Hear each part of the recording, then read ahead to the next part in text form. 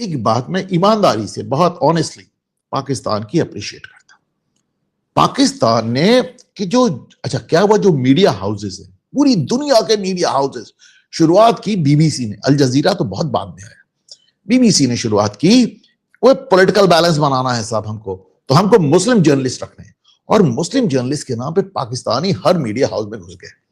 अब आप जाके देखें, बीबीसी देख लें, अल जजीरा देख लें, रॉयटर्स देख लें, ब्लूमबर्ग देख लें, इन सब में पाकिस्तानी जो जर्नलिस्ट हैं वो माहौल बना रहे हैं साहब कि साहब इस्लामाबाद ने कमाल कर दिया, पाकिस्तान ने कमाल कर दिया, वगैरह वगैरह। हमारे भारत में जो पाकिस्तानी बैठे हैं, आपको कल मैंने आरपा खानम को सुनाया था, वो कैसे ताली बजा बजा के नाच रही थी कि पाकिस्तान तो बहुत महान देश। हमारे भारत के जर्नलिस्ट भी परेशान हैं, बहुत खुश हैं, और हमारी कांग्रेस पार्टी और ये लोग भी, सपा वगैरह भी बहुत तालियां बजा रहे हैं।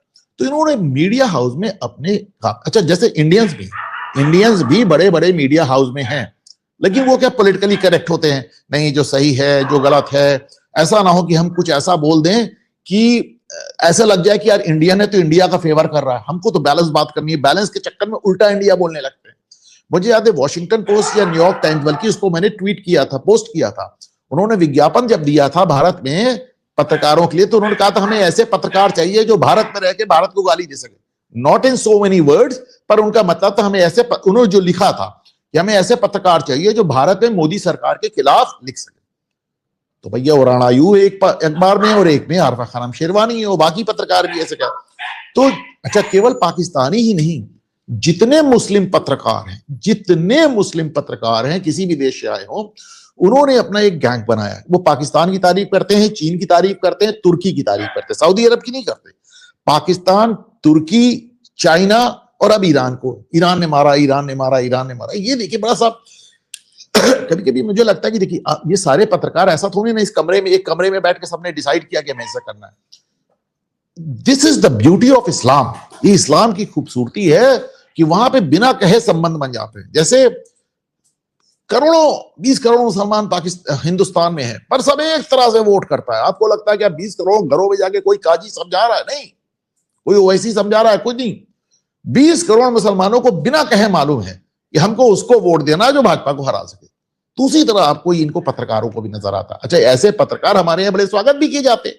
मेहदी हसन का एक वीडियो बड़ा वायरल है जिसमें वो कह रहा है जो मुसलमान नहीं वो जानवर है। वो कह रहा है कि मुसलमान जो गैर मुस्लिम है, जो काफिर है, वो जानवर है। ये पत्रकार है, सोचिए इतना बड़ा दुनिया का, और इसको बुला के हमारे यहाँ ये शशि थरूर और राजदीप सरदेसाई और ये सब इनकी हॉस्पिटैलिटी करते हैं। बताइए क्या कहा जाए। तो ये तो पाकिस्तान का हाल रहा। अब आगे देखें साहब,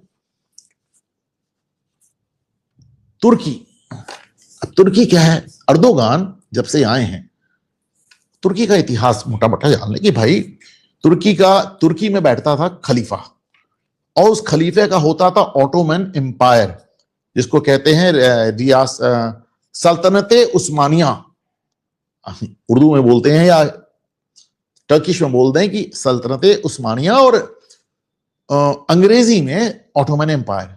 तो साहब 600 सालों तक 3 कॉन्टिनेंट में घुस घुस के राजवाज करते रहे।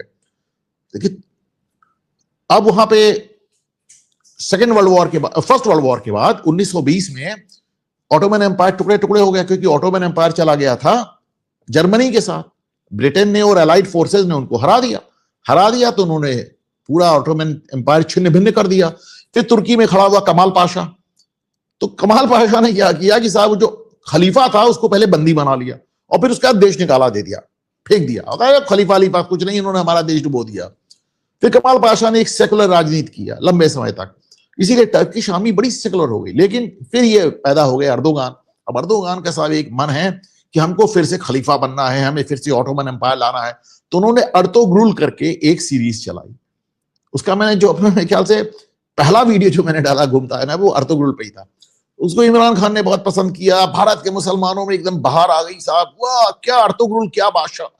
अर्तोग्रुल एक मिथिकल कैरेक्टर है जो कि रियल है भी नहीं। तो मैं लेकिन उसको लेकर साहब हिंदुस्तानी, पाकिस्तानी, बांग्लादेश का जो मुसलमान है वो एकदम बड़ा गदगद हो गया। तो वो अपने आप को खलीफा बना के प्रेजेंट कर रहे हैं। और सऊदी अरब से जब से भारत के रिश्ते अच्छे होने लगे, तब से हिंदुस्तानी, पाकिस्तानी और बांग्लादेशी मुसलमानों ने तुर्की की तरफ देखना शुरू कर दिया, क्योंकि उनसे तुम्हारा मतलब नहीं कि हमारे संबंध किससे है, वो तो उसकी तरफ देखेंगे जिसके संबंध भारत से खराब है। जहां तक तुर्की की बात है, अर्दोगान अभी तक भारत को अपनी कॉलोनी समझता है। उसको लगता है कि भारत की फतेह यार तुर्कों ने ही तो की थी। हमारे यहां आज तक पुराने लोग जो हैं वो मुस्लिम्स को तुर्क कहते हैं, तुर्क। गुरु गोविंद सिंह तुर्क कहते थे। और अब वो जो शिवाजी के लिए जो भूषण ने लिखा था, तो उसमें भी तुर्क वर्ड इस्तेमाल किया था। तो उन्हें लगे यार ये भारत तो हमारी कॉलोनी रहा है। अच्छा क्या है, आपने आज तक देखा कितने मुगल बादशाह, तो बाबर, तो हुमायूं, तो अकबर, तो जहांगीर, तो औरंगजेब, कभी आपने सोचा इनमें से किसी भी एक आदमी ने हज क्यों नहीं किया? किसी की हिम्मत नहीं पड़ी हज कर ले। क्योंकि अगर ये हज करने जाते तो इनको खलीफा, तुर्की में जाके खलीफा को सलाम बजाना पड़ता। यहां पे बादशाही करने की आदत हो गई, चलो छोड़ो यार, हज करते ही नहीं, छोड़ो, खत्म करो, जाना ही नहीं हमको उधर। तो किसी की माँ जा रही है, किसी की बहन जा रही है, किसी की बीवी जा रही है, दुनिया भर के लोग जा रहे हैं, लेकिन ये बादशाह कभी नहीं गए। अकबर ने तो बैरम खान को कत्ल करने के लिए उसको पहले हज करने भेजा और रास्ते में उसका कत्ल करा दिया। तो उनको अपना एक बादशाही चढ़ी हुई कि हमको साहब फिर से खलीफा बनना है। उनका दिमाग खराब है, इसीलिए ऑप सिंदूर में आपने देखा उन्होंने कराची में अपना वॉरशिप भेज दिया था।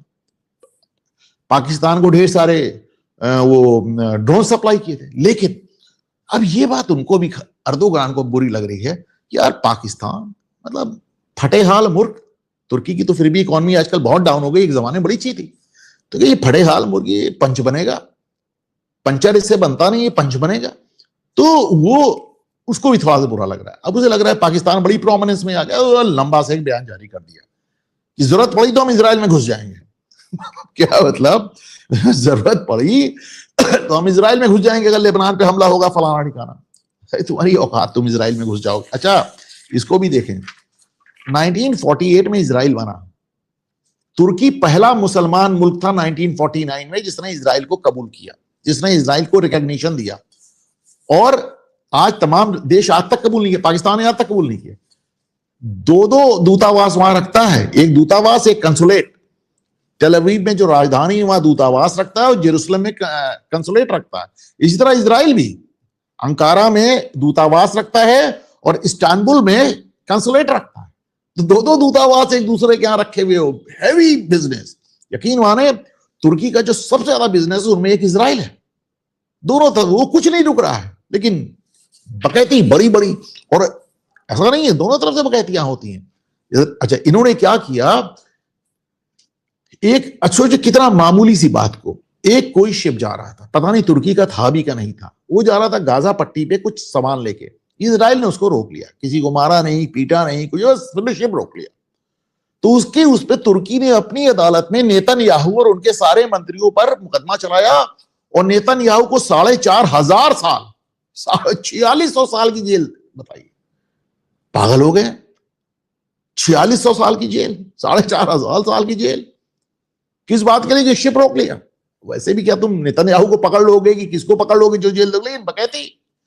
अब वो इजराइल समझ रहा है इस बात को, उसने पलट के इनको पेपर टाइगर कह दिया कि कागजी शेर हैं ये, इनकी औकात नहीं, कुछ नहीं कर सकते।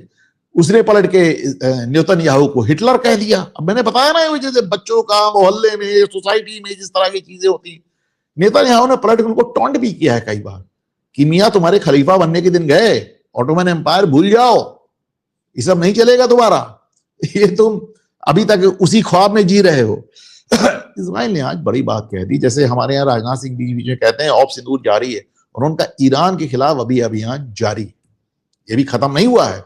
और वही बात कही जो मैं रोज आप लोग को याद दिलाता हूं कि भैया वो 400 पीस को फिर से पढ़िए कि 400 किलो यूरेनियम, मैंने आपको परसों या कल भी कहा था कि नेतन्याहू को सोने नहीं देगा। उन्होंने कहा अभी तो उसके पास 400 किलो यूरेनियम, कोई 400 कह रहा है, कोई 450 कह रहा है, तो क्या भैया वो अभियान हमारा अभी रुका नहीं। ये देखिए डोनाल्ड ट्रंप उधर चाइना को धमकी दे रहे हैं कि अगर आपने ईरान को कोई भी आर्म्स बेचा तो हम तुम्हारे ऊपर बड़ी दिक्कत में, पहले कह रहे टैरिफ आ जाए लगा देंगे 50%, अब कह रहे तुम बड़ी दिक्कत में आ जाओ। क्या रहा, इन सब बातों का जवाब नहीं देता। चाइना हुए, नरेंद्र मोदी हुए, शी जिनपिंग, ये सब जवाब नहीं देते हैं।